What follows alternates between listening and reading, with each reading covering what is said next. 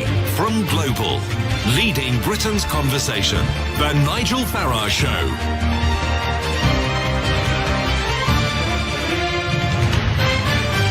Good morning, everybody. Fake news, that's what Donald Trump calls mainstream media. And in response, the establishment call much of what happens on the internet fake news. Indeed, we've had for some time now a fake news inquiry going on in Westminster. It's the Digital Culture, Media and Sport Committee, chaired by Damian Collins, Conservative MP for Folkestone and Hythe. And they're saying that we face a democratic crisis due to harmful and misleading information being shared on the internet.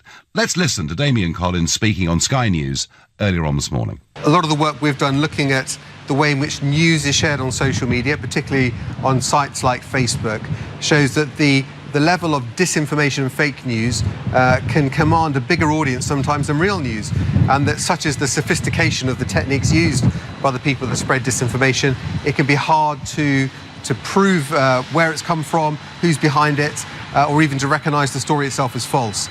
Now, what we conclude from that is that the tech companies themselves must do more to act against known sources of disinformation, and also because you can promote fake news and disinformation and political advertising through people's individual news feeds on Facebook, and there's nothing a user can do to stop that happening.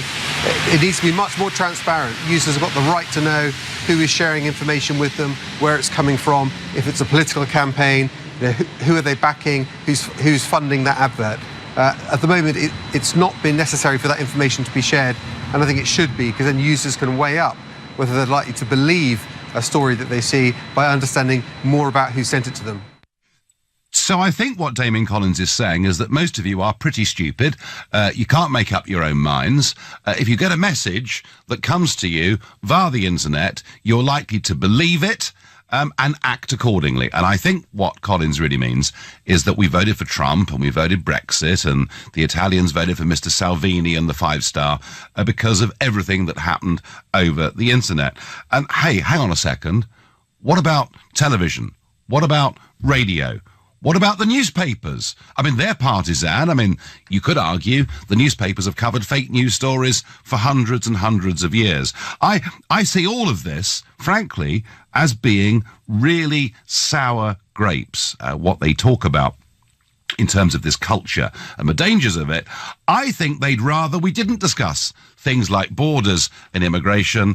And yeah, sure, there's some absolute rubbish that gets put out on the internet by all sorts of people, but surely individuals can make their own minds up. Individuals can discern. I'm not impressed with this report one little bit, but I want to know from you. Does the internet unduly influence your opinion? And if you think, yeah, absolutely, Nigel, everything I get on the internet, I believe as the gospel truth, well, call me on 0345 6060 973. Or if, like me, you feel this is MPs talking down to us because we voted in a referendum in a way that they don't approve of, and we are big enough and ugly enough to make up our own minds, then text to 84850. And maybe you think the whole thing is a load of nonsense, particularly given that newspapers have tried to influence people for centuries. So what, frankly, is the difference? And isn't it funny that when Obama harvested huge amounts of data on the internet, that was fine, but when Cambridge Analytica did it for Trump, suddenly that wasn't fine. If that's how you feel, please tweet using the hashtag Farage and LBC at LBC. And of course, you can watch us on Facebook and you can comment there too on this rainy Sunday morning. It's been many, many weeks since we've been able to say that. And Mick says to me via SMS, the internet and media do not have any effect on my own crazy, stupid decisions. I make them all on my own. I like that.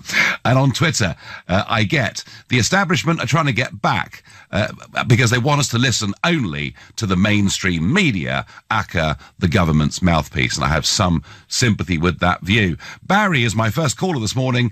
He calls from Norwich. Barry, good morning. So do you believe everything that you get on Facebook? Oh, of course. Good man. Everything. I'm an ex-Sunday sport reader. You know, buses on the moon. No, Lancaster bomber found on the moon was my favourite, I think. Yeah, honest to God, yeah, right. I come from a generation where we actually use our own brains, and it just beggars belief. I mean, you know, the internet is what it is. There's three things on there. You know, you can tell, but when they keep continuously pumping things at us all the time, I mean, oh my God, really? You know, about Facebook, if you put things on Facebook, the only information they're going to get from you is what you put on there. You know, if you put your personal stuff all over there, then they'll get your personal stuff. I mean, my Facebook profile is not even my real name. I live in New South Wales, Australia. My mum's younger than me. I've got a brother that lives in Wales. Yeah, right, honestly, it's all made up. It's all virtual. It's exactly what it is. Barry, tell me, did you vote Brexit, Barry? Oh, yeah, I'm one of them silly people. Like, I voted Brexit. I don't know what I'm opening up when I open up an email. But did somebody... Now, come on, Barry, be honest. I mean, Damien Collins thinks that somebody hypnotised you on the internet. Is that right? Oh, yeah. I mean, there's all kinds of stuff happening. Yeah, I mean, I took myself to the polling booth all on my own. Yeah, right, and I put my little bit of paper in there and I voted out. I didn't need anyone telling me. I wasn't influenced by anyone. You're clearly very vulnerable, Barry. You're clearly very vulnerable. You've fallen prey to this. Because, you see, one of the recommendations that Damien Collins makes is that the Electoral Commission should regulate this more closely. But Tom Baldwin, who used to be one of the spin doctors for Tony Blair, Tom Baldwin actually wants all advertising, political advertising on the internet banned. What do you make of that? Oh, my God. I don't know what to say. I mean, it's the World Wide Web, so good luck with that. Exactly. But isn't it funny, Barry, that, you know, when Tom Baldwin was working for Tony Blair, and when the BBC were treating Tony Blair as if he was the reincarnation of Jesus himself, that was fine. There was no difficulty with that. When the politics goes the other way, they want to blame everybody. Barry, I'm sorry about your vulnerabilities. Thank you for your call.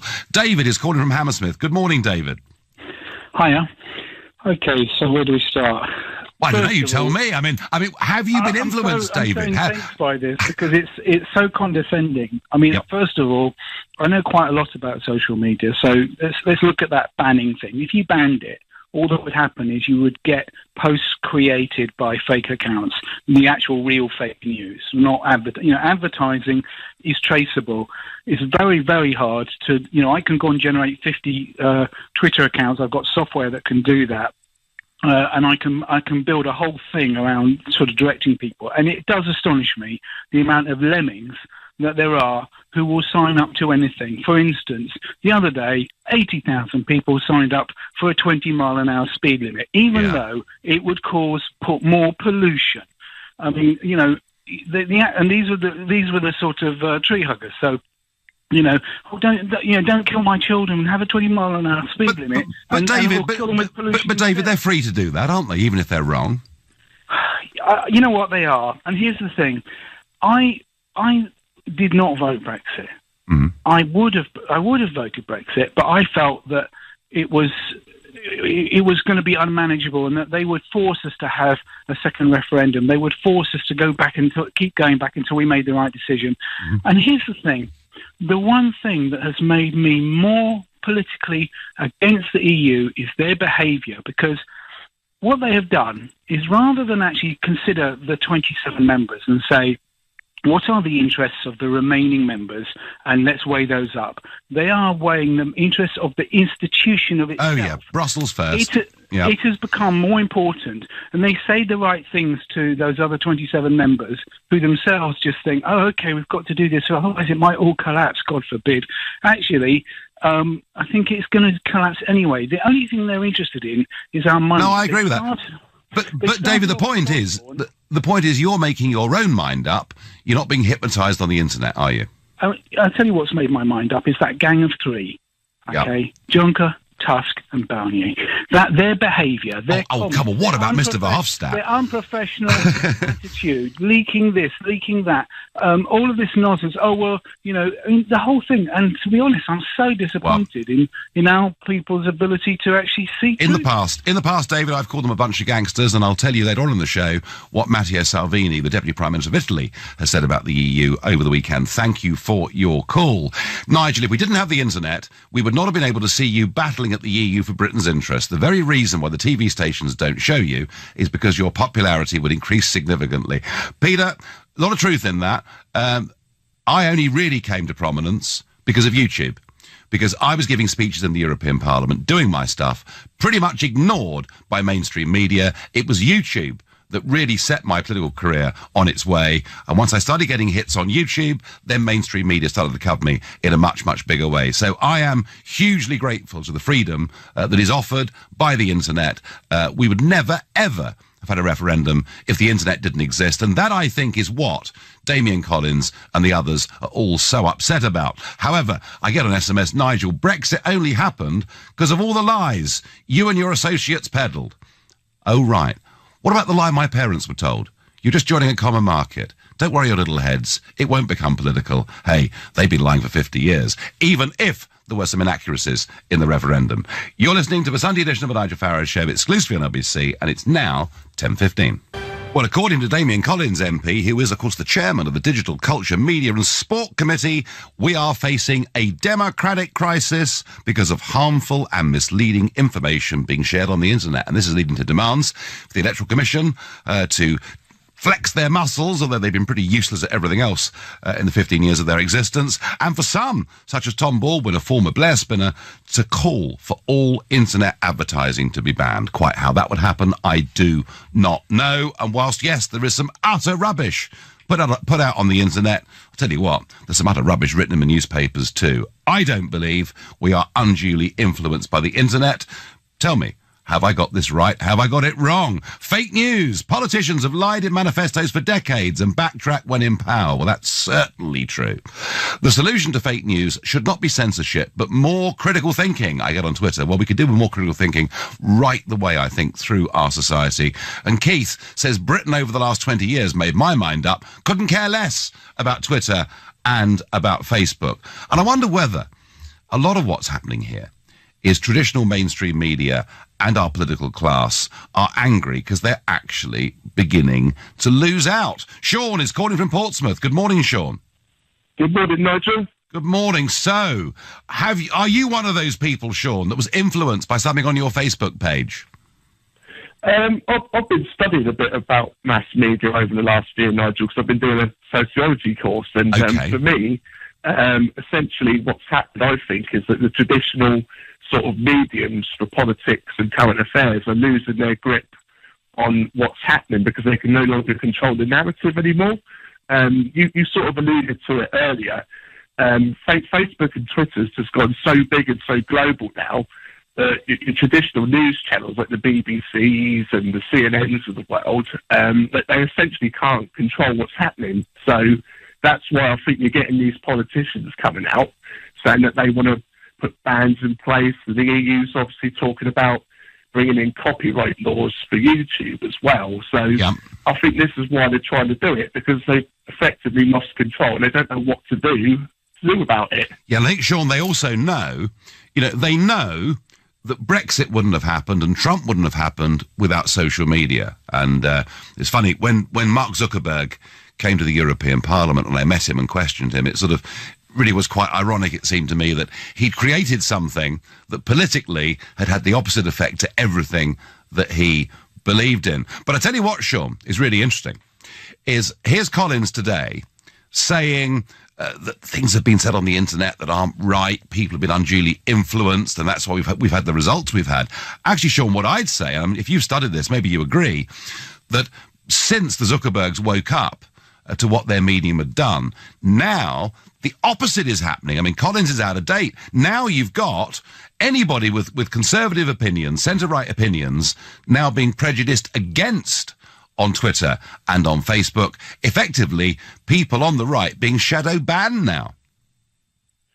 On some media platforms, I would agree with you, especially on TV. I don't know if you still watch BBC Question Time, but that has to be one of the most biased, loaded political programmes there is out there. Why is it biased, Sean? Because if you watch the programme every week, they load the panel with Remainers every week. Sean, you're being unreasonable.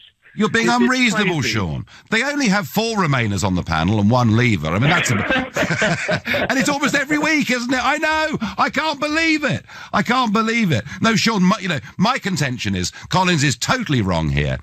Actually, what you've now got are Facebook and Twitter, and Facebook, who say they're a platform for all ideas. Now they're acting more like a publisher, and they're censoring people with conservative opinions. And I think we've got to kick back hard against Collins. Sean, I thank you for your call. Staying in the same area, we've got Trevor from Southampton. Good morning, Trevor. Good morning, Nigel. Wonderful show. And I am 100% with you on Brexit in every respect. So, you must have been duped on the internet then, Trevor.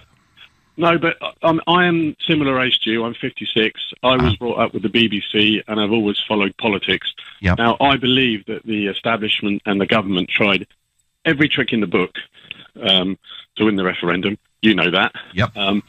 And I think that, your side of the argument, one, because of the strong public opinion for it, I don't think the referendum is representative at all. I think it's much stronger than that in the country. The problem I have today with the digital media is that it's young people. My daughter is 17, very intelligent. Mm-hmm. She never watches the BBC. She's never watched traditional news. She's only watched the telephone. Yeah. That's the problem. Young people have got a very different opinion. It's very interesting, Trevor. It's on Friday, I was with Hayley Hughes, who was in Love Island, and she was the one. Do you remember the clip when they were talking about Brexit? And she didn't know what Brexit was at all. And so I took her to the European Parliament office in London and tried to explain Brexit. But when you talk to her, and she's just a little bit older than your daughter, I said, well, Hayley, do you buy newspapers? No. Do you watch the news at 10 o'clock at night? No.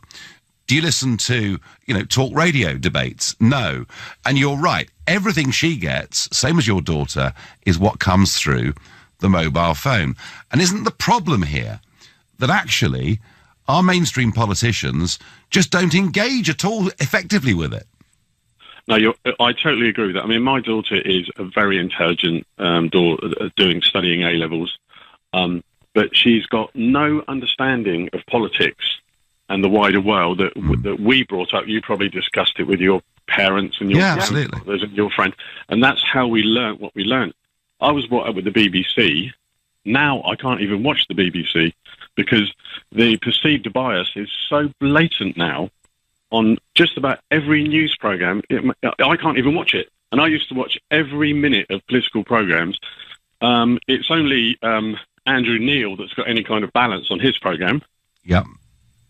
Everyone else is so... Well, some people hate Andrew Neil and think he should be banned from the BBC, but I think he's rather good, as you do. But Trevor, this young generation, you're quite right, that is how they get their news. So the idea that somehow, we ban political adverts or messaging on the internet is just nonsense. Trevor, I think this is partly a failure, of our political classes to engage with new forms of media, social media. I tell you, Trevor, who does engage with social media dramatically well, Donald Trump. I mean, I absolutely agree with you there, and I mean that's a whole different issue. Yeah. You're absolutely right. He absolutely realised the power Yep. Of the new media. Yep. And all I'm worried about, the main thing I'm worried about, is the fact that young people like my daughter's age are not interested. They pick up on the trends and the sensational stories, and they believe so much, and they haven't got the background that we've got to rationalise the rubbish that we see. You and I know that 90% of it is rubbish. Yeah. But we can rationalise. But do you think she takes it literally? Well, no, what worries me is the fact that it's almost entertainment. You said about my daughter watches Love Island. Yeah. But she's not like that. She's kind of, she is, she finds it entertaining, but she doesn't really believe that there's that class of people that don't understand about Brexit. Now, these people are the next generation. She's going to be voting at the next general election, and that's what really worries me. Trevor, my view is it's up to people in politics to engage with that generation and to get their views heard. Most of our MPs have so tiny a social media following that they simply can't do it. Trevor, I thank you for your call. On Facebook, Paul says, Brexit and Trump have rocked the establishment. They cannot accept the fact they lost because more and more people are waking up and realising the left-wing liberal agenda isn't working. Chris says, how ironic, Nigel. People were unduly influenced by you and Johnson peddling lies, that's for sure. 350 million, Nigel. Well, Chris, I'd rather a slightly lower figure had been used than that. It would have been easier to defend, to go with the net figure, not the gross figure. But, I mean, that wasn't, listen, that 350 million wasn't put out over the internet, wasn't some sort of secret messaging. It was plastered over the side of a bus. The argument being made by Damien Collins is that people are being reached on the internet and somehow they're being virtually hypnotised. I just don't really get it. I don't really understand it. Doesn't make any sense to me at all. Anyway, folks, this is going to be a massive debate as time goes on. And I promise you, absolutely promise you, that there is no way that the idea of banning political advertising on the internet is ever going to work. It can't work. It won't work. And why don't political figures just understand that the world has changed, that an entire younger generation, are probably never going to buy a newspaper in their entire lives. They're going to engage on the internet. They're going to engage with each other. There is no way that you can... I mean, Tom Baldwin's sort of banning any political advertising. Why doesn't everyone get with the fact that not only has the world changed, but that actually the internet has been a great liberation? Even if the political class don't like the direction of travel, don't like the fact we've had Brexit, don't like the fact we've had Trump, that is the modern world that we are now living in. You're listening to the Sunday edition of the Nigel Farage Show. It is now 10:30.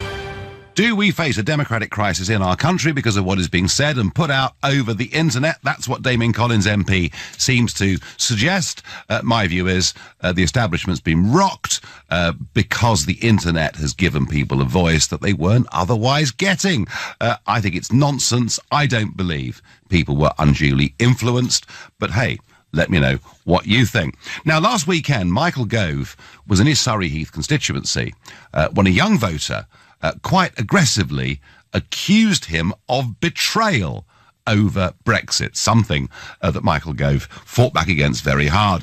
And today, the front page of the Sunday Telegraph is Grassroots in Open Revolt, and it's talking about constituency associations being really unhappy with Mrs May's Chequers deal. And what I read from this is an argument that says so far and no further, any more concessions, and we're really going to revolt in the most serious way. And one of the names mentioned on that front page is Councillor Richard Kellaway, and he is chairman of the Maidenhead Conservative Association, and you may know, of course, that's Theresa May's constituency. And he joins me now. Richard, good morning.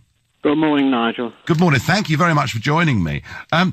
So are you in open revolt, as is being suggested by the Sunday Telegraph? Well, I hate to tell you this, Nigel. This is fake news. Oh, no, it can't be, Richard. It is the precise opposite of what I told the Sunday Telegraph. Right. What I told them was that we fully support Prime Minister. Of course we would. We're her own association. Yep. I also said that the presentation last week to the chairman of the various other associations given by Gavin Barwell was extremely good, extremely persuasive, and taking the tenor of that meeting, most of the chairmen were very happy with it. Apart from the fact that people have to go out and communicate and tell people exactly what the details are. So your party loyalty is not under strain at all? Well, what is extraordinary is that we've had very little comments coming into our offices and things. I mean, I'm just surprised how little there is. I mean, obviously there are pockets of people who are desperately... I'm surprised, Richard, by that, because, you know, when I think about the Prime Minister's Lancaster House speech, which, by the way, I praised to the rooftops here on LBC, and then we fast forward 18 months to Chequers, which makes me very, very angry that so much of what she'd said... I mean, it has now been diluted, hasn't it? Yeah, I can't comment on the details Nigel. All I'm saying is that what was presented by Downing Street persuaded me that I thought they were along the right tracks. And I also told the Sunday Telegraph that people like Daniel Hannan and indeed Michael Gove, who you mentioned earlier, are taking the view that it's not great, but it's just about okay, and you've got to get on and do something. Okay, and would there be any, I mean, if any more concessions were made, does there come a point where you and the Maidenhead Conservatives would say to your MP, well, I think you've given too much away, Prime Minister? No. No, you will loyally support her through thick and thin. Well, look, Nigel, this is the wrong association to pick. I know, but you're there. Your name's up in lights on the front page. That's why we wanted to speak to you. So, but I gave about a 20-minute interview. That was right at the end. Right, and fake news. The anodyne statement. Thank you for that. If you don't get anywhere, then that's probably the end. Well, everyone agrees with that. No, well, Richard, that's great. Can I just ask you, lastly, as someone that knows Mrs May reasonably well, do you think she's enjoying being Prime Minister? Well, to be perfectly honest, I think we all respect her resilience and her ability to stand up so well. Personally, I think she's coming out better in the past few weeks than she has done for some months. I think she's doing the best she can and seems to be thriving on it. Excellent. Richard, thank you very much indeed. That was Richard Kellaway, chairman of the Maidenhead Conservative Association. And wasn't it interesting what he said? He said this Sunday Telegraph story that says grassroots in open revolt over May's Brexit, when it refers to him and his association, that it's fake news. Are you listening, Damian Collins? You see, fake news has existed in all forms of media for centuries. Just to pinpoint the internet, because that's where people with alternative views have managed to find an audience which has led directly to some quite radical political change, frankly, seems to me, to be not much more than just whinging about the results that happened a couple of years ago. And the idea you're going to regulate it more heavily or ban it is just nonsense. Kathy says, I haven't got the internet.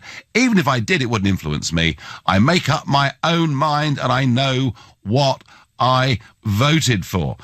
And I get the internet needs to be better policed. I brought the book. I'm still not a millionaire. I took the tablets and it hasn't grown. Thank you, Rob. We read into that what we want to. Bunkum, the political establishment is getting worried that the masses are waking up. They only want us to listen to their official line. And it is on so many big subjects, European Union, immigration, climate change, whatever it may be, where you get this absolute uniform line that we get from mainstream politics and from mainstream media, and a lot of people are very, very bored with it and want to have a proper conversation, which is what we try to do here on a Sunday morning. All views are welcome. Corbyn's popularity was built on Facebook videos, but that's okay. Well, is Jeremy Corbyn establishment or not? That's a more complicated question, and maybe one for another day. Perhaps the government should root out fake news within their own organisations before they dictate to us. Danny is calling from Epsom in Surrey. Danny, good morning. Nigel, do you know what? Before I make my point, if I worked in PR for about 25 years, and what I would do if I was at Conservative head office is I'd give you a job. Oh, would you? You know what? And you know what that would do? I think that would appease and align everybody together. I would get you on the firm, Nigel. Well, I tell you what, Danny, had 2 years ago, after Brexit, you know, if they'd said to me, can you come and give us a hand, I would have said yes. If they offered me a job now, Danny, I wouldn't take it, because I don't believe them. I don't think they're being straight with the British public. I think they've watered Brexit down significantly. And now, of course, they're telling us that we could need to stockpile blood and food, because if we get a no-deal Brexit, we're headed for disaster. So, Danny, even if they offered it, I'm afraid it's going to be a no from me. All right, well, so my point is really, talking about social media and trying to ban it, it's almost missing the point on the big issues. I mean, for me and people like me, like one of the big two topics on the doorstep in the last 6 general elections has been immigration. We had Blair's mass uncontrolled immigration, no caps on new EU member states, multiculturalism, and I think I call it like left-wing cause and effect. You get a Labour government in that do all these things, and then 15 years... I mean, I interviewed Phil Willis, and he admitted that they did it. They wanted to rub the noses of the right in diversity. Then 15 years later, you get the rise of UKIP and Brexit, and then all the left do is moan every day about it. But you created Brexit. You made it happen. It was down to you. You are the creators of Brexit, because I don't think if you hadn't have had Blair's policy on immigration and multiculturalism, and if he didn't cap the New Year member states, you would have never have had Brexit. I agree. No, Danny, look, I agree with you. And I remember back in 2004, looking on with incredulity as we opened up the door to 8 and then 10 former communist countries, some of which had not made the full transition to being Western democracies. So, no, I think that's right. I think Blair did create, by making these huge mistakes, the environment in which Brexit could happen. But I also do think that without the internet, it probably wouldn't have happened, because we would not have been able, through mainstream media alone, to get our voice out to the masses. No, absolutely. You know, I can't stand it when the left-wing commentators sort of deride and kind of, you know, every day want to knock Brexit and Brexiteers, when I kind of think to myself, well, without you and without your votes and the things that the party that you voted for did, we wouldn't have had it. So, you know, for me, I don't know. It makes me very angry, Nigel. But what I would say as well, I am a Brexiteer, and I ran for UKIP in the local elections a few years ago, many moons ago. But I look at Theresa May, and I genuinely think she's trying to please everybody. You can't do it. But by doing so, it's pleasing nobody. Yep, Danny, I agree with that. I agree with that analysis completely, and thank you for your call. Nigel, I must be really stupid, since I don't have Facebook or Twitter, and yet I voted for Brexit. Very, very good. Phil from Wales says, what I call fake news is when the mainstream media persistently only show their narrative along with their spin, anti-Brexit and anti-Trump. Research yourself and make your own decisions on who to believe. I fear any more regulation will be a great loss to all of our freedoms. They fear the power of the internet. They do. And now the internet, through the big companies, is already bringing in forms of political censorship. You know, Donald Trump's engagement on Facebook is down 25% this year. Is that because he's had a boring, quiet year? No, it's because of the change to the algorithms. And if there is regulation of the internet needed, we need to regulate these big firms to make sure actually they're acting fairly to all sides of political debate, because they're so shocked by the monster they've created, the results that it's led to, that they are now shadow banning people on Twitter. It's happening. Richard is calling from Sidcup. Good morning, Richard. Good morning, Nigel. It's interesting you mentioned Eastern Europe a little while ago, because Damien Collins is starting to sound like somebody from the 1950s East German Stasi. what he's now, it's sinister, and it's something that we should all be worrying about, because when you look at some of the main platforms now, like Twitter, you're even getting satirists being shut down just for taking the mick out of the ridiculousness of this situation. And it's interesting that three main, you would know about this, that three main internet influencers have joined UKIP at a time when UKIP are resurgent and nobody trusts the Conservative Party. And I think Damien Collins is just throwing further petrol on the flames of that, because it is a deeply, deeply sinister move to make, and it's happening. It's coordinated. It's happening on the other side of the Atlantic as well, and it makes you wonder what would happen if Trump wasn't in power. So I think it's something that we should. Well, Richard, if Trump wasn't in power, they'd be far less worried about the internet. I think that's the truth of it. I mean, he has dominated social media in a way that no other global leader has. He has, and he's also encouraged and engaged other people as well. There's more free thinkers now on the conservative side of the argument that are actually, if you follow some of the debates on the internet, they're actually out debating these left-wing nutjobs as well. But you've got very dubious lobbying groups that are trying to shut people down as well for their opinions and their free thinking and the way they're viewing things as well. And it's just very, very worrying.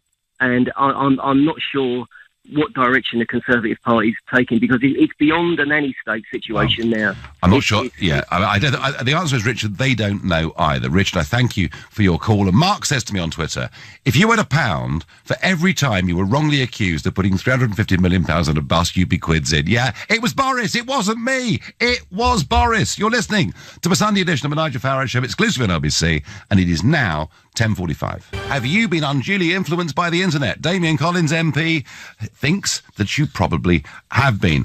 Interesting message on SMS. Just listen to the Conservative Association chairman from Maidenhead. I couldn't believe it. I recently spoke to my local chairman who said all local members think she's crossed her own red lines from a Lancaster House speech and want a leadership election now. Well, it's tough to know, isn't it? I mean, he was quoted, Richard Kellaway was quoted on the front page of the Sunday Telegraph, and he refutes the story. But, you know, I did hear there was an incredibly heated meeting of the Orpington Conservative Association, who gave Joe Johnson, I understand, quite a tough time. I think, you know, Richard Kellaway, he is the chairman of that association. She is the Prime Minister. He made it clear he'd be loyal to her virtually whatever she did.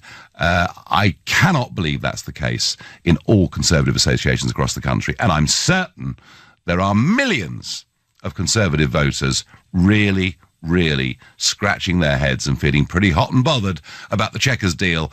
And goodness knows what else is to come. Phil is calling from Cobham. Phil, were you influenced? Did someone send you a message on the internet that changed your life?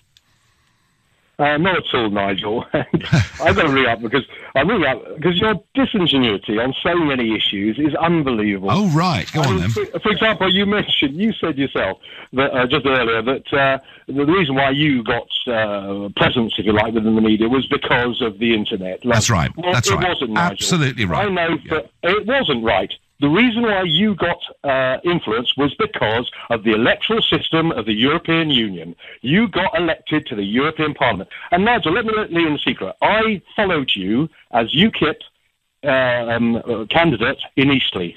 Mm-hmm. And I have changed my mind hugely. Obviously, poacher turned gamekeeper, but for very good reason. One of them is the internet, how it has dramatically changed the world that we live in. And it really gets me. When are you going to face up to the fact that this Anglo-Saxon dominated world of the last 2 centuries is going to come to an end? Oh, Phil, that's an entirely separate debate. But let's deal with your first point about disingenuity. So, I was elected to the European Parliament in 1999, right? And I remember in 2006 and 2007 very seriously thinking of not standing again for the European Parliament elections. I simply couldn't see the point. I was doing a lot of stuff over in Brussels. But the internet was just developing then, Nigel. It was just getting going. We're talking 20 years ago, basically. And it was, you're not giving what gave you the prime platform. Well, if you let me finish, I'll tell you. The fair electoral system in the European Union. And I really thought I'm wasting my time here, because whatever I do, I'm getting zero coverage. It's just reaching a few thousand people. It really isn't worth a light. And then, in 2008, the financial crisis came, and suddenly my speeches in the European Parliament were picked up by somebody in New York, and that would then bounce back onto lots and lots of people's computers and phones in this country. There's no question in my mind that what raised my profile more than any other single thing were half a dozen videos on YouTube. Without them, I would not have got the national prominence that I got, and UKIP in turn wouldn't have got the vote it got. Phil, I'm in no doubt that is absolutely, sincerely true.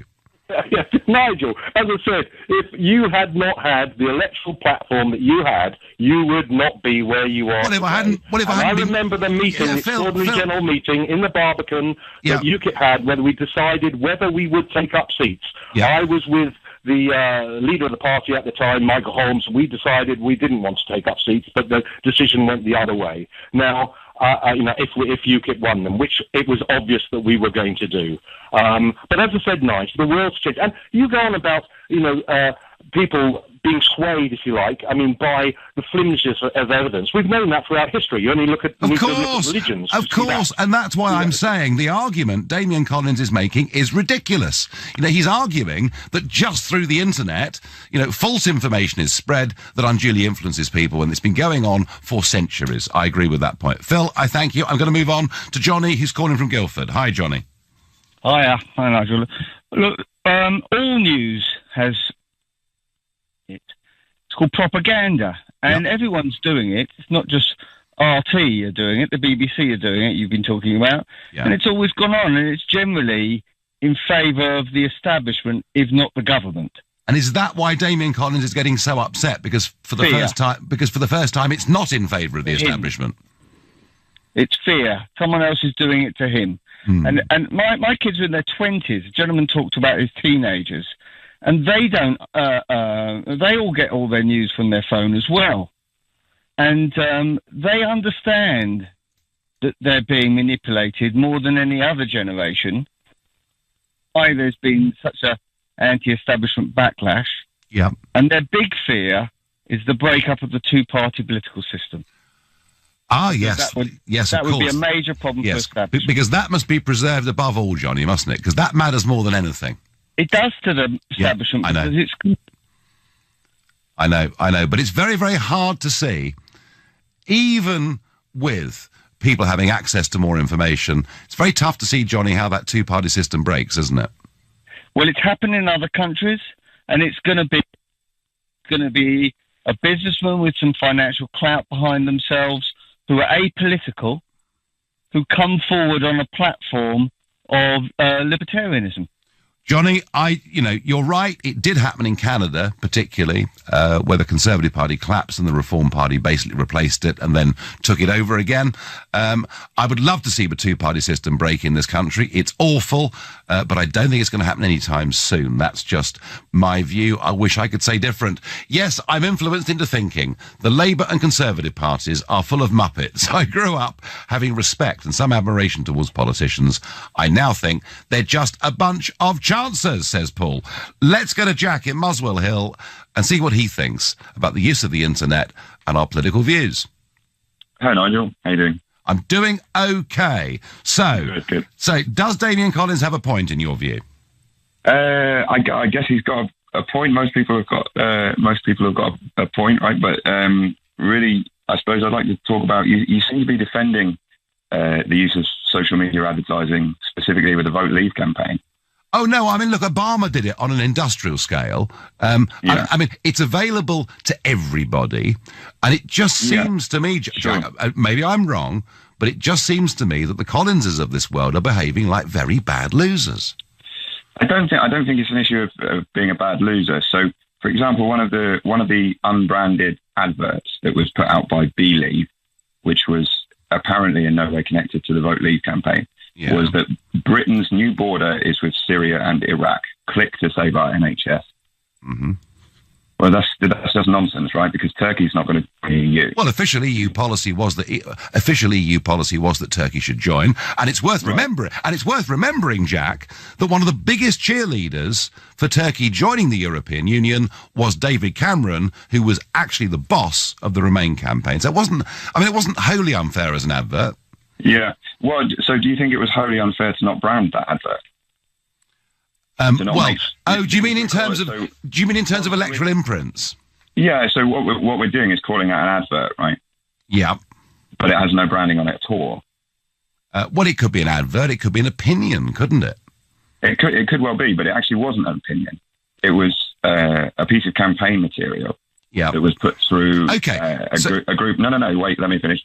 It was a piece of campaign material put through a company called Believe, which was given £625,000 by the Vote Leave campaign, which put the Vote Leave campaign over its spending limit. Yeah, I mean, that's illegal, right? Yeah, Jack, I think there is. If you look at the groups that were campaigning for Remain, there was another £7 million that was spent with an admission they had conference calls. But hey, Elcom haven't gone into that particularly. Jack, back to this point.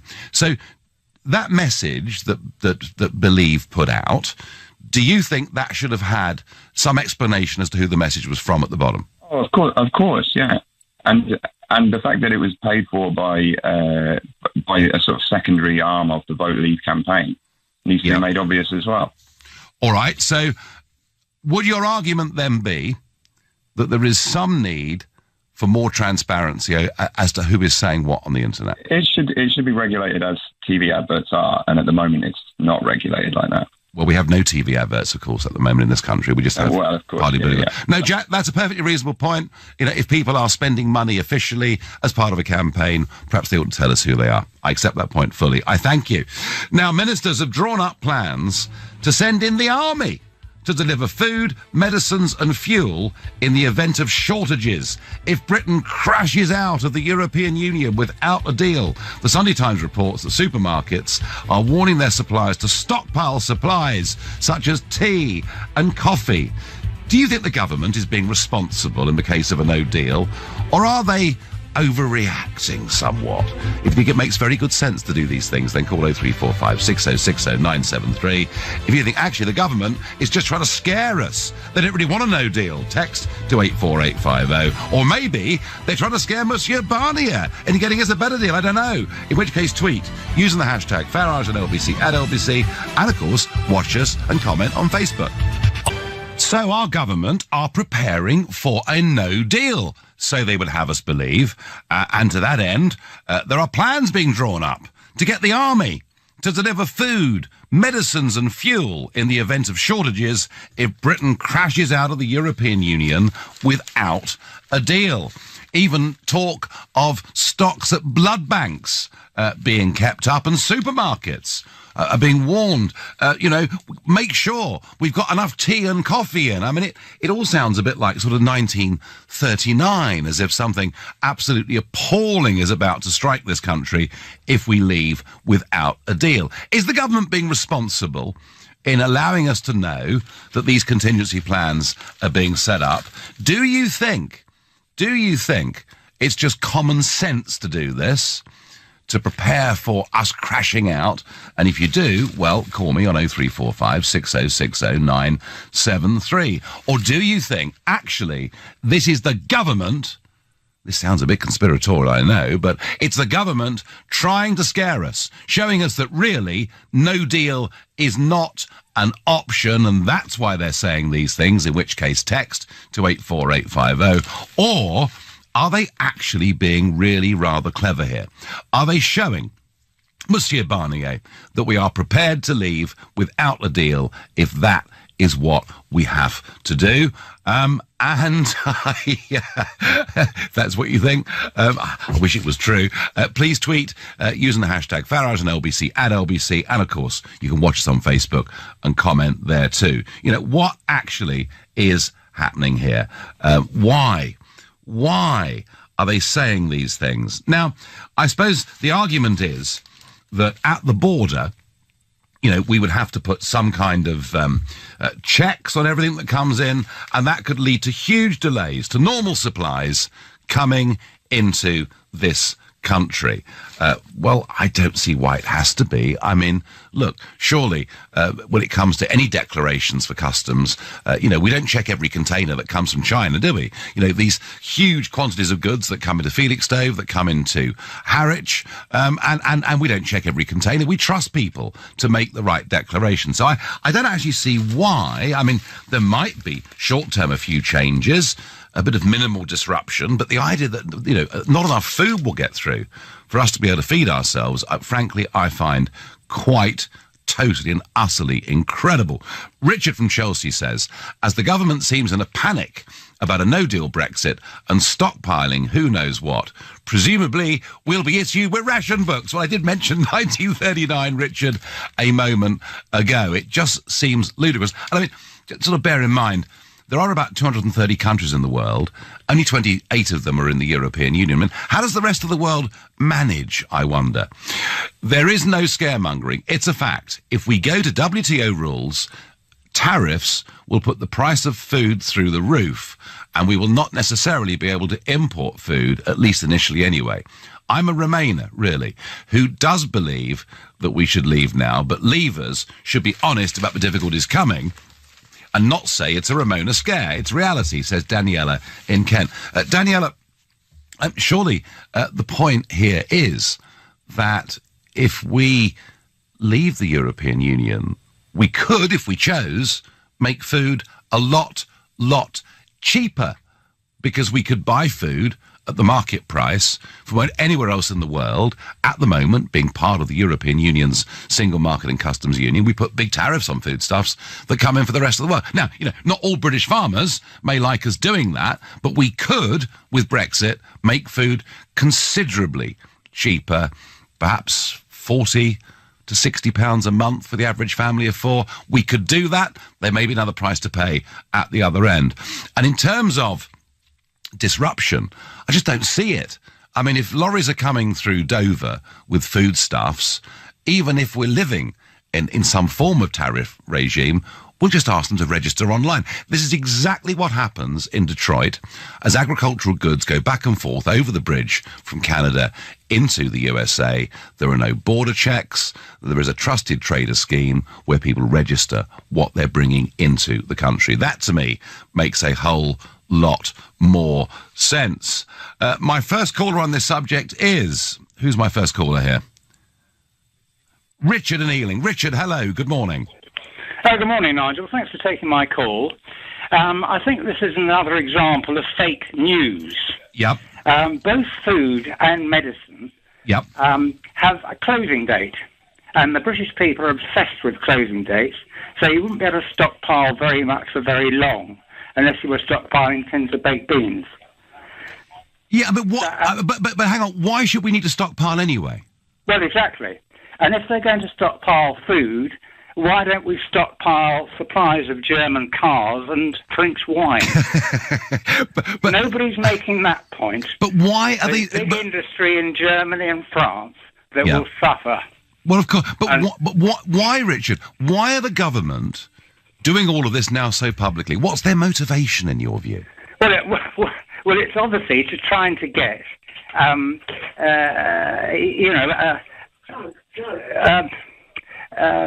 what's the word? It's trying to squash Brexit, isn't it? Well, I think what it's doing, actually, I mean, my view, I could be completely wrong, I don't know, but my view, Richard, is what they're doing is saying, just imagine how appalling a no-deal Brexit would be, so that when she comes back with the worst deal that's ever been seen in modern history, we'll be told, well, it's better than having to, build up blood banks. Well, possibly. But blood doesn't keep very long either, so you can't stockpile that. Right, but baked beans you could stockpile. You could stockpile baked beans and corned beef, yes.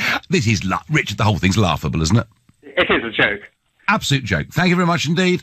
Well, I have to say, I do find this extraordinary, but maybe I'm going to be told by one of you that I've got this completely and utterly wrong. 0345 6060 973. Andrew in Docklands is the next caller. Yes, hi, Nigel. Yes, my view, this whole notion that the army would come in and actually stop food shortages is hilarious. I mean, you probably tell me how many soldiers we've got, but I think it's... Oh, not very many. Less than 100,000 or something. Or less than 80, I think, at the moment, yeah.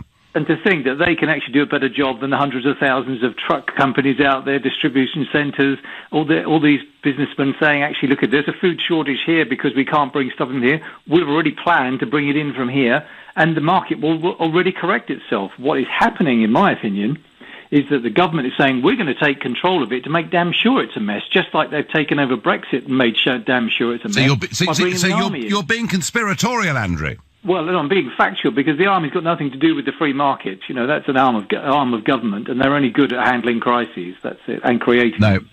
Well, Andrew, I feel the same as you, I have to say. Dave in Hornchurch, why are the government saying this, Dave? Oh, hi, Nigel. Good morning. Nigel, I was being incredibly boring the other morning. I was watching a programme on the TV. We grow more potatoes than we eat in this country. We're feeding them to pigs at the moment. Yep. We grow loads of wheat. We grow carrots, parsnips. We even grow sugar. I was telling somebody the other day, why don't you buy sugar in one particular supermarket because they only sell British sugar? At the end of the day, this is another scare campaign. They're just What are they going to stop coming in? Bananas, oranges, lemons? Are you accusing the government of Project Fear, Dave? Well, of course it is. Of course it is. At the end of the day, people, unfortunately, will believe this. I've no doubt sometime in the next week or two, I'll go down the supermarket and they'll have cleared off all the tins of peaches or something of that order. Nigel, you couldn't make it up. Well, but maybe they're concerned that, you know, on day one of a new customs regime, there could be terrible chaos at Dover. Is that a credible argument?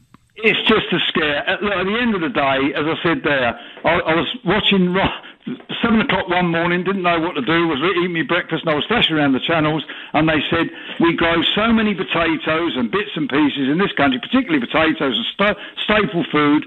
We're not stockpiling it, we're feeding it to pigs because they don't know what to do with it. And also, Dave, what we could do is we could say, do you know what? All that water around this island, we'll start catching our own fish and eating them too. That wouldn't be a bad idea, would it? Leave me with this quick comment. I've just come back from the East Coast, and you're absolutely right. The UKIP section up at Lowestoft and Yarmouth have asked me to go and do a little talk there, but it's a long way to go just to do a little talk, 2 hours.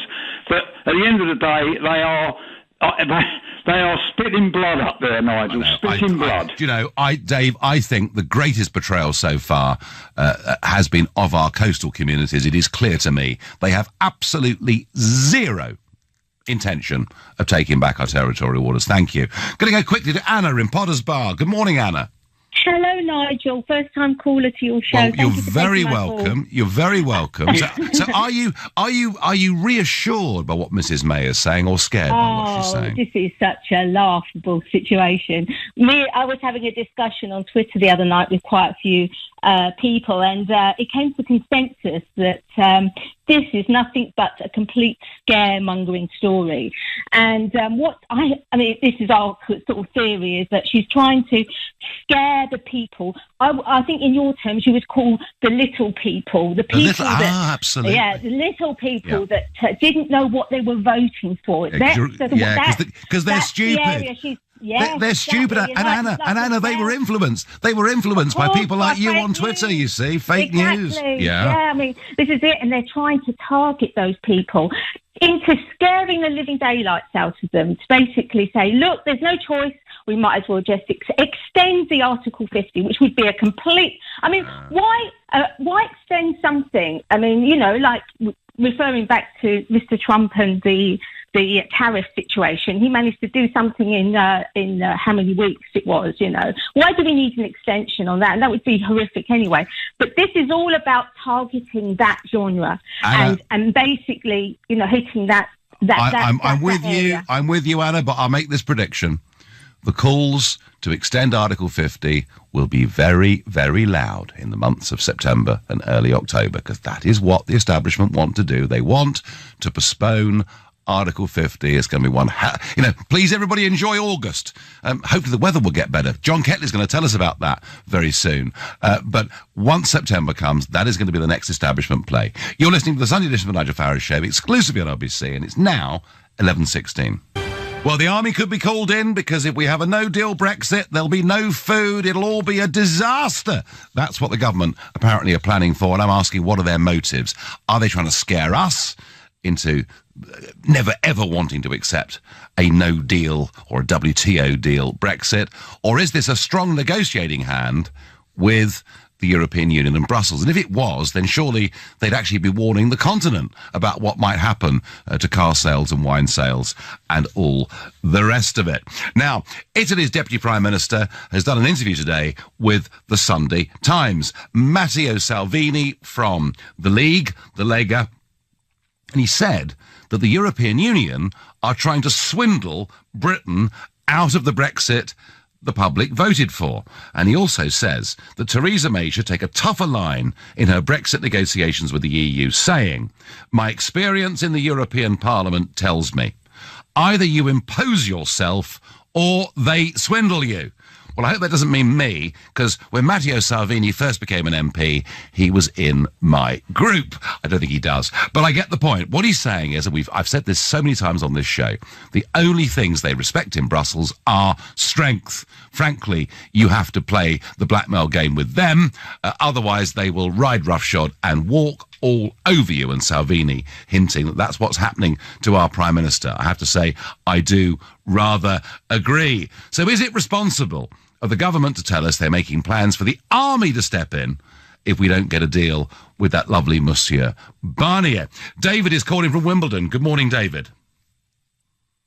I also hear that the Royal Navy is on standby for the 29th of March. I mean, for the floods of tears from all the Ramonas out there.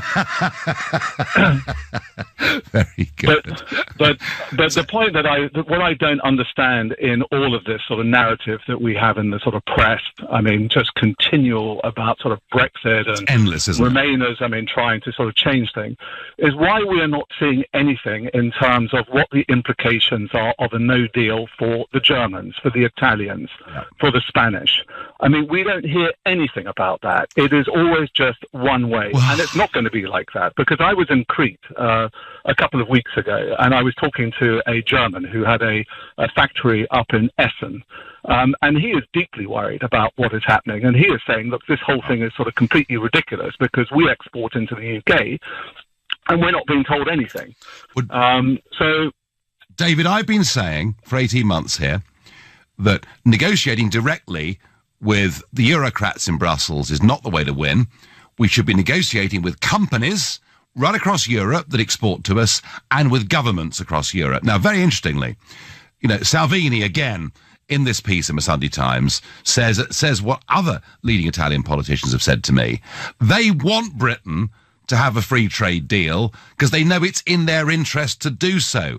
Why is Mrs. May not on an aeroplane to Rome tomorrow to get the Italian government to start helping to fight our corner? Because our corner is their corner, isn't it? Well, I agree. I mean, I find it absolutely incredible. I mean, with 9 months to go, our sort of politicians in Parliament have gone on holiday. You know, Mrs. May is sort of going off and sort of, you know, walking around the sort of lakes, maybe seeing the odd leader here and there. You know, but we need, I mean, all hands at the pump. I mean, it's just like everyone is just sort of, you know, abandoned ship. But I think the other thing that sort of concerns me about Brexit and the sort of direction that the government is taking is that Mrs. May, I mean, seems to take the advice of unelected bureaucrats. I mean, at the moment it's Ollie Robbins. Yeah. You know, at the last election it was Nicholas Timothy and Fiona Hill advising on what was the dementia tax and whatever. Yeah. She seems to have no confidence in any of her MPs or her ministers, but she has confidence, I mean, in people who are not elected. I mean, Isn't David, the whole Brexit process is our civil service negotiating with their civil service?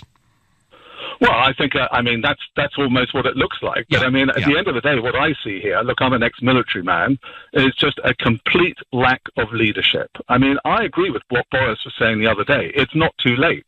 You know, we need to take the fight to the EU as to why they need to have a deal with us and what the implications are of a no deal for Europe. So why, David, at the moment, I mean, is the so why, EU, David, did Boris not offer himself up as leader? You know, he made he made these criticisms. That's going to happen. And look, I mean, one sort of hears it out there. There may well be a challenge. I mean, after the summer, there can't now be. I mean, because Parliament is. But if there's a challenge after the summer, David, it will be too late to sort that out, to do the negotiation before the March the 29th deadline. They could have done the whole thing in August. Well, I agree with you, but I mean, as I said, I mean, we're leaving sort of things, a bit late. But I mean, I think that there is an interim solution. But the problem that I see is that between now and March, is that your friends, well, I mean, loose term, your sort of friends, I mean, in the European Parliament, the Barniers and Junckers and whatever, is that this is all about sacrificing Europe on the bonfire of their own vanities. I mean, the Europeans, I mean, on the ground can see it, but these idiots in Brussels, I mean, just don't do it. They are so set on this project that they will do whatever it takes. Oh, yeah, Barney has to said make to me. it happen, and it can't happen. I mean, it just can't Barney happen. has said to me, David, Barney has said to me, we've learnt the lessons of Brexit, and then described to me why they're going to centralise even more deeply. They just don't get it. David, I thank you for your call. Ben makes the point that if it happened, if this crisis happened, it would be a good thing, because we always strive forward and come together as a nation when we're up against it. We'd also find out who our friends are. Ben, we do not want it to happen, and there's no reason why it should happen. Nigel, the plan is for us to get a bad deal from the EU, and then a three-way referendum will ensue. A choice between accept a bad deal or accept a no deal or remain. That way the Leave vote will be split and Remain will be dominant, says Robert in Aylesbury. Well, yeah, this was the plan put forward by Justine Greening, and there'll be second options too. I do not believe that we will have a referendum in this country that is effectively multiple choice. I just don't believe that is acceptable. I think that a referendum has to be a simple proposition. That is certainly my view. Daniela is calling from Maidstone. Good morning to you. Good morning, Nigel. Just go ahead. Yeah, no, I do you think there is something legitimate in what the government is saying, or is it just project fear? I think as was the same during the campaign, there's fear-mongering on both sides and oversimplification on both sides.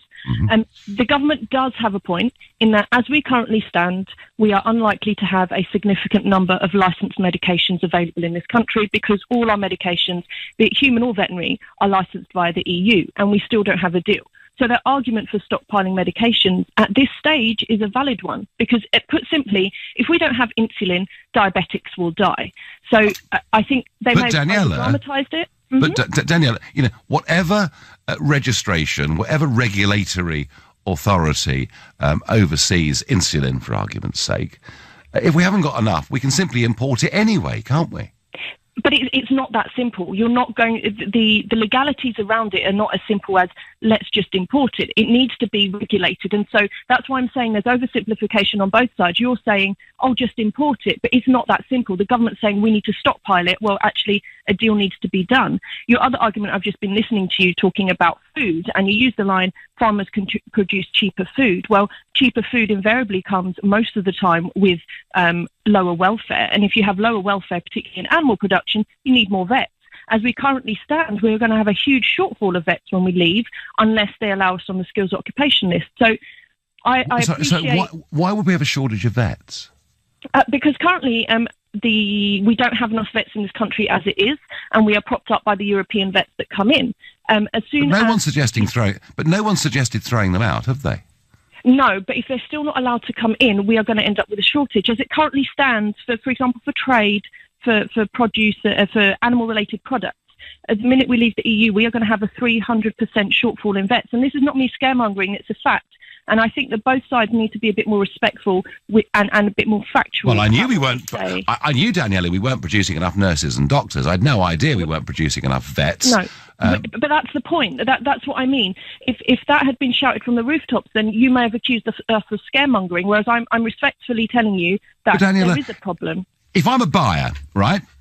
If I want to buy someone's services and I pay money for it, if I want to buy someone's product and I pay money for it, I can do that regardless whether we're members of the European Union or not.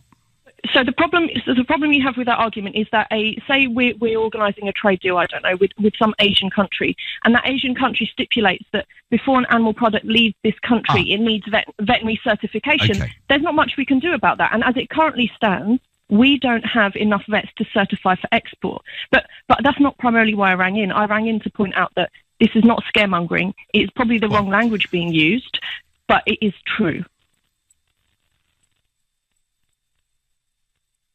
Yeah. Hello? Yes. Yeah, Daniela? Yes. Yeah, sorry. I mean, just animal welfare. One thing we could do is we could stop the export of live animals, couldn't we? Yes, we could, but that was not your argument. Your argument was we could produce cheaper food. No, we could import cheap. No. We could have cheaper food. What I'm saying is we could buy food from Africa. We could buy food from all over the world without the current tariff that is put on. We could have cheaper food, but I accept your point. It could be a lowering of standards in terms of what we buy in the shops, and it could be bad news for British farmers. You know, but look, Daniela, thank you. You've made your points. But I still, you know, if we need vets, then we'll get vets to come and work in Britain and pay them to do so. I don't think we need the European Union to do these things. You're listening to the Sunday edition of the Nigel Farage Show, exclusively on LBC. It's 11:30. Well, as the government tells us, they may need to stockpile goods in case of a no-deal Brexit and the chaos that will follow. One stockpile that may be replenished this morning, a little bit at least, is that of water in our reservoirs, because it's raining pretty hard out there. I've been on the motorway this morning. Not much fun. Pretty windy too. Let's find out. Is this the end of the barbecue summer? Let's hope not. Joining me, legendary weatherman John Ketley. Good morning, John. Yes, good morning, Nigel. So last weekend, you told us it would be quite a nice week ahead. Even you didn't predict the extreme temperatures we saw on Thursday and Friday. No, well, the extreme temperatures were always on the cards, but we didn't actually break the record in the end, did we? We didn't get up to 38.5, which is the highest temperature we've had in this country back in 2003 on the 10th of August, so we didn't get there. That's why I didn't bother mentioning it, of course, Nigel. But there's no point throwing things in the air and then leaving them there, is there? But no, I think what we've got now is something of a change and more typical of what we'd expect in a British summer, really. Thankfully, there are no soft and hard borders where the weather is concerned. So we've seen the hotter weather moving away now. The low pressure has moved into the Irish Sea. It's brought some rain with it. Indeed, yesterday, you know, there was torrential rainfall in Belfast. About 4 inches of rain fell during the afternoon, virtually, which is really extreme. This rain now is very persistent across the north of England and southern Scotland. That's where it's at its wettest, and across in East Anglia as well. And as you've mentioned already, on the motorways, there's a lot of spray around and some pretty strong winds too. But it is going to be a temporary thing. It's very useful, of course, and it feels perishing cold after what we've had. Most places are sitting around 17 degrees at the moment. If you get 22 today, you've probably done very well. But there are some signs of brighter weather coming in from the west through the day. And then things do change again as we go through this coming week. So after a couple of showery days, perhaps Monday and Tuesday, I think most of the rain will tend to fizzle out, and then we'll see the warmer weather returning for the second half of the week. So all those people who've been really anchoring for the hot weather to continue into August, I think you're not going to be disappointed. It's very rare that we do get 3 fantastic months in a British summer, but I think at the moment August is still looking pretty good with some thunderstorms. Well, that's a great relief, John, because I'm heading down to Cornwall today, and I'm there for the week. So if the second half of the week's going to be okay, that's good. And can you just tell us, John, what is the state of the nation's water supplies? I couldn't tell you that entirely, but what we've had so far this year, as we remember, going back several months, we talked about the winds coming in from the east for most of the time. They were very much Siberian winds, which meant that most of the dry weather was in the west, and the wetter weather, such as it was over central, southern and eastern parts of the UK. So the northwest of the UK earlier in the year did see a lot of dry weather, and then the reservoir started sinking. That's why we've had hosepipe bans in Northern Ireland for quite a few weeks. We've got a new one coming into northwest England during the next couple of 3 days. So it's the northwest that's really suffered, but this rainfall that's around at the moment is really going to be very useful indeed. I would say I'm not representing the water companies by any means, but at the moment you'd have to say that there's plenty of water around over these southern and eastern parts of the UK. But if it went on, you know, by and large, if it went on with more warm, sunny weather in the next 3 or 4 weeks during much of August, and we just didn't see more than a few rogue thunderstorms around, then there would be serious problems, I would think. But, you know, we're looking forward then to autumn, into winter, and we've had these situations before where it's been pretty dry in the summer, but then the heavens opened, and we've got sick and tired of talking about 1976, but when Dennis Howell was appointed in 1976, it did represent the start of the wettest autumn we've ever seen. Right. John, thanks ever so much. And John Ketley there telling us that we're back to normality after a really very freakish period of weather. So, is the government right? Is it being responsible to talk about stockpiling goods, or is it doing it to frighten us out of accepting a no-deal Brexit? Is it a negotiating position with the EU? I don't know. Let's ask Dennis, who's calling from Switzerland. Good morning, Dennis. Good morning, sir. So, are the government being responsible? I mean, would leaving without a deal present sort of wartime type problems? Well, first and foremost, Switzerland is the size of sort of Wales and Somerset, has a population of 8 million, and it can deal without importing anything. Fact. There was a recent report out here in Switzerland that if there was a cataclysmic event in Switzerland and it had to close all borders, we would have to go, as a Swiss populace, from 4,500 calories a day to 3,500 calories a day. As an ex-soldier, our ration packs are 3,700 calories a day. Okay, so Switzerland could survive. Switzerland can survive, and I'm absolutely fully of the belief that Britain can survive. Well, Dennis, there's a slight problem with that. I mean, okay, and by the way, Brexit will not lead to this, but let's just say that all shipping routes were closed for a period of time. Could Britain feed itself? Do you know something? You know, I mean, in 1917, the German U-boat campaign put Britain down to 6 weeks' food supply. So we couldn't feed ourselves in the First World War, and we couldn't feed ourselves in the Second World War. I kind of doubt, Dennis, we could feed ourselves now. Farming practices have moved far forward to 1916 and 1942. Yeah. What has kept worldwide standard farming practices behind the rest of the world in Europe is European subsidies for farmers. Farmers are paid to not farm. Yes, and they're paid to own land and manage it accordingly. I know they are. But own land or rent land, and then they get subsidies that basically equate to they earn a profit by renting land and doing nothing with it. Yeah. In Switzerland, there is no such thing.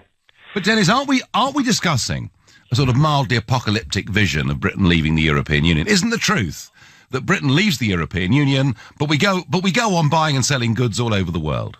Of course they will.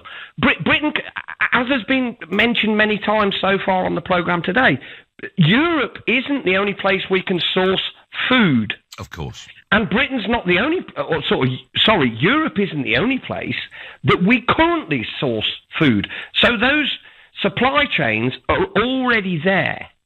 What we have to do is enhance them and start buying more from other places other than Europe. Which we could do more cheaply. Which we could do more if we chose. We can do more cheaply. If we chose it. Dennis, thank you for your call. Now, I must move on. Different point of view.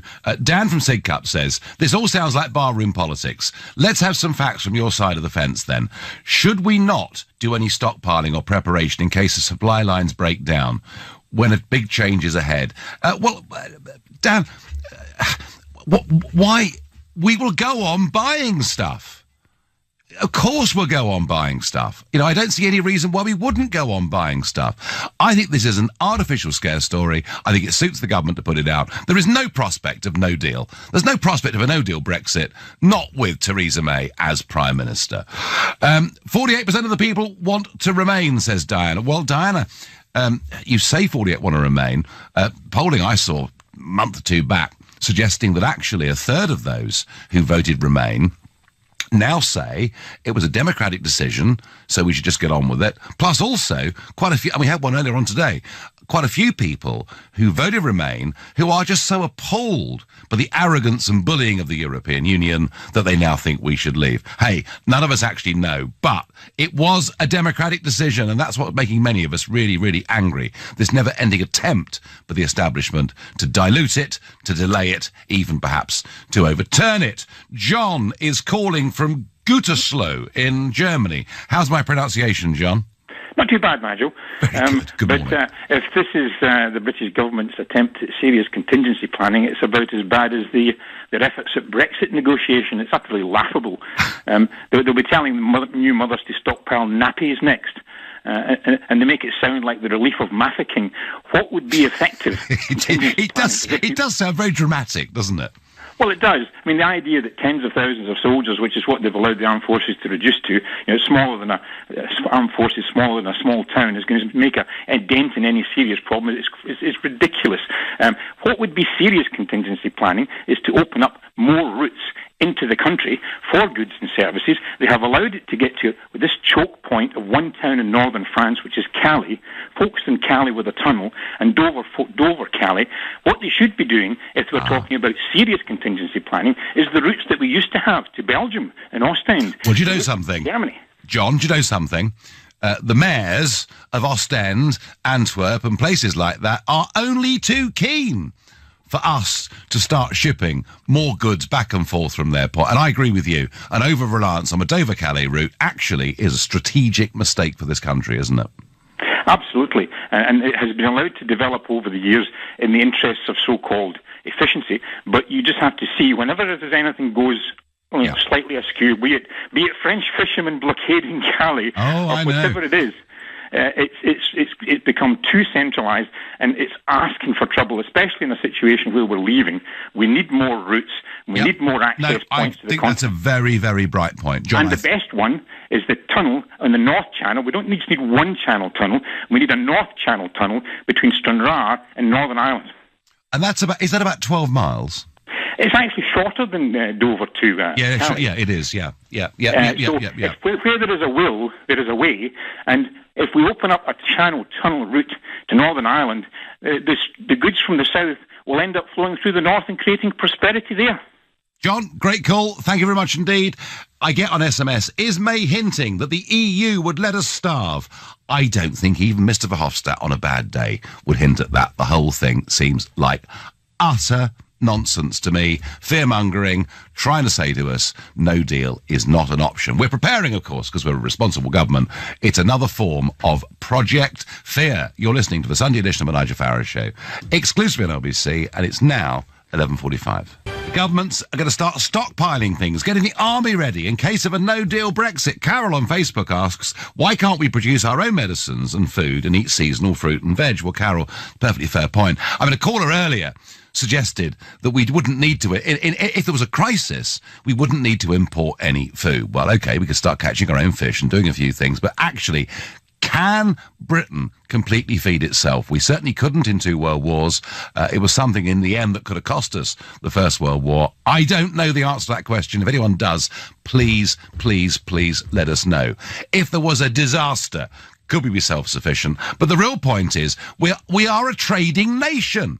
We're a much bigger trading nation than any of the other European countries. We've been doing this for centuries. We are a mercantile nation. We had a mercantile empire. We buy and sell things. Those of us that want Brexit are not doing it to put up the drawbridge. We're actually doing it to extend our reach and our influence across the world. And I just don't get the argument that because we're leaving the European Union, we won't be able to buy food or medicines. Gary says to me from Muswell Hill, in regard to Daniella's call, the regulations for drug standards in the EU match ours now, so we can just carry on importing them post-Brexit until we can make other arrangements. Gary, that seems eminently sensible to me. Russ says, so much doom and gloom, just like the millennium bug. Oh, do you remember that? I mean, the world was going to come to an end, wasn't it? Everything would break down. We were told the world would stop. Midnight came, and what happened? Absolutely nothing. The sun came up, and we all got on with our lives. What's the difference with vets coming from Poland and Bulgaria, or doctors coming from India or the Philippines or Jamaica? Ken from Edenbridge. Ken, if we genuinely don't have enough vets or doctors, and by the way, we should be training our own people to do stuff, but if we have a shortage, as you say, it's not just Europe. We can get them from the rest of the world. I don't know when we're going to get this out of our thinking, that somehow Europe is the be-all and end-all.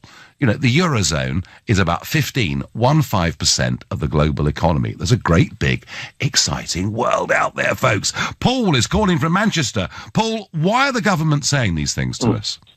Well, I think, as you've quite rightly said in that summary there, Nigel, spot on. They want us to forget that we are in fact Britain and not the UK. I wish they could just delete this letter UK from the dictionary, because we're not the United Kingdom. We are Great Britain and Northern Ireland.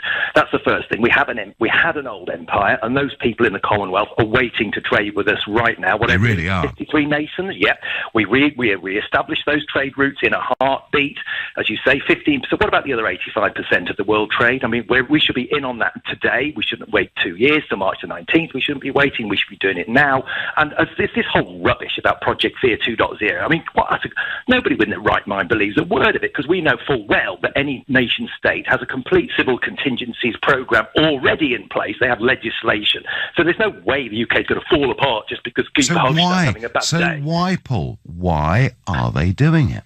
Well, it's part of kicking the can along the road, isn't it, Nigel, into the long grass? Yet again, they're trying to boot it into the Remain camp with all this nonsense about Alistair Campbell saying he's going to lock Brexit ears up. I mean, they're getting so desperate now, they're coming out with any old rubbish just to try and kick it further down, because I think that either we'll get so fed up with it that we'll even concede to some form of second referendum, which, of course, we never will. And I think even Cameron said there never would be, and even Theresa May saying there won't be. I can't even see a platform on which they could even base that based on the terms of the deal. The thing is, why don't we then have a third referendum to say, we want to have a casting vote on whether we agree with those terms? I mean, it's endlessly goes on and on and on. It's very boring, isn't it, Paul? Yes, we're wasting time, because we could be cracking on becoming the new Britannia that we really should be, which is what everybody voted for. But you'd need leadership to have that, wouldn't you? And I don't think we've got it in Theresa May. I know some people get upset that I keep saying this, but I genuinely believe she's not the right person to take us through this project. She doesn't have a global vision for Britain.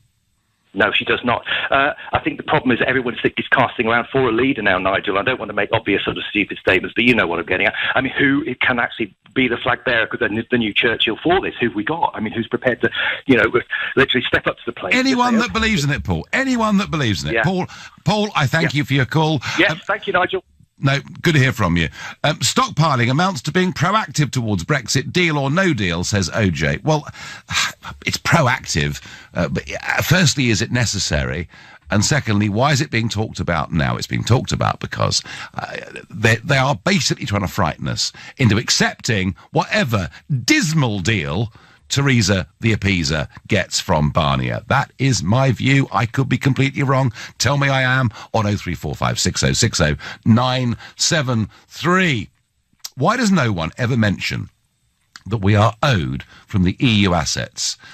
Well, has it just been written off? Mark, there is an argument that far from us paying 39 billion, we in fact are a shareholder and we're selling our stake in the club and they owe us a considerable sum of money. There's also an argument that given for the course of the last 20 years, the fact the accounts have not been signed off properly by the auditor, billions of British taxpayers' money have been squandered, gone to the mafia and goodness knows where else, which is why Donald Trump said to Theresa May, start the negotiations off by suing them for money that they owe you. And that was his suggestion to the Prime Minister. Unsurprisingly, that suggestion was not picked up. Let's go to Butts, who's calling from High Wycombe. Good morning. As I've been listening to you, other than the question I'd like to ask you, another thought's come to my mind, if I could mention it to you. Please. At the moment, if I'm on holiday in Germany and I break my leg, I get the wonderful treatment as I would here. When we're out of the common market, what will happen when I break my leg in Germany? You will have travel insurance, just as you would for going anywhere else in the world. I beg your pardon, interrupt you. I, like many people of a certain age and health, the travel insurance is so expensive, I can't afford it. So does that mean I can no longer risk travelling abroad? Well, I mean, would you go to America at the moment? Would you get travel insurance to go there? I'm referring to Europe. Well, Europe is one little bit of the world, and the problem with the medical system, of course. I'm well aware of the charms of Europe, but I want to ask you to tell me, and I'm sure you know, what will be my position? I have cancer. I cannot afford travel insurance. So what will happen to me if I have an accident and an illness in the common market? We may choose. I would retrieve the same benefits as I do here. And the problem is that far more people from the European Union use our health service, and we finished up as a big financial net loser from this. Now, what we can do if we choose is to have a degree of reciprocity, but it needs to be done on a much better basis than it's currently being done. Anyway, your point was? I've asked is not the injustice of how many come here.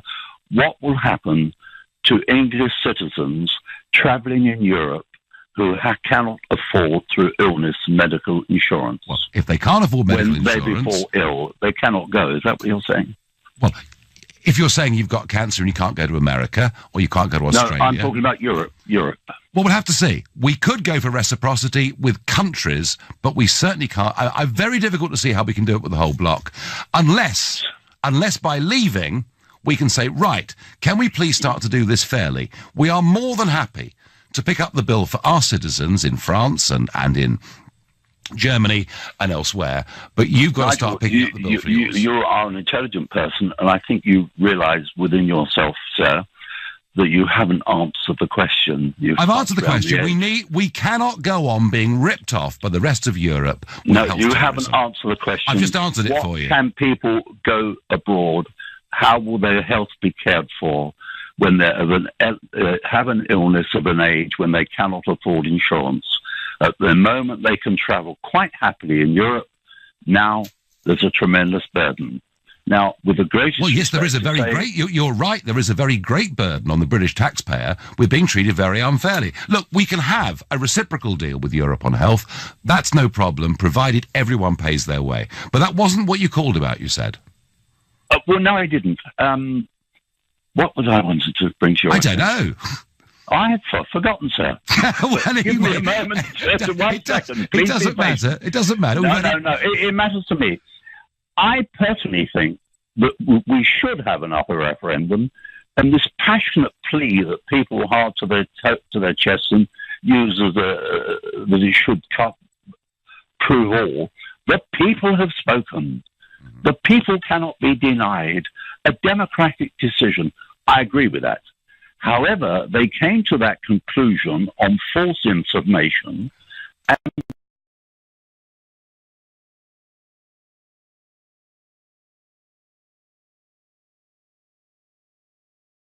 years of being told it's a mere tidying up exercise. 50 years of outright lies from the establishment as to the true nature of the European project, and you're upset because of what Boris writes on a bus.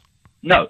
Have we truthfully said to people, if you're employed in a job where you rely on exporting to the world's single most common market? It's a tiny market. It's 15%. It's 15% of the world economy.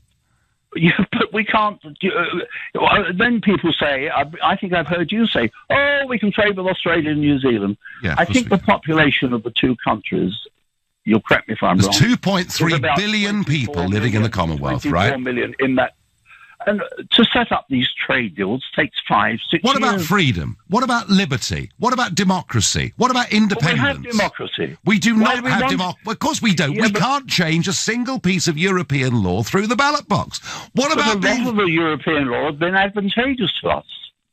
No. There are cases where people have appealed to it. You cannot change... in no general election can we change a single piece of EU law. And you know what? We can argue economics till the cows come home. The fact of it is, we voted to be a free country. I am horribly out of time. You've been listening to the Nigel Farage Show. I'm away for the week in Cornwall. I'll be back next Sunday morning at 10. At 3 o'clock this afternoon, it's Andrew Castle. But up next, it's Majid Nawaz. Thank you, Nigel.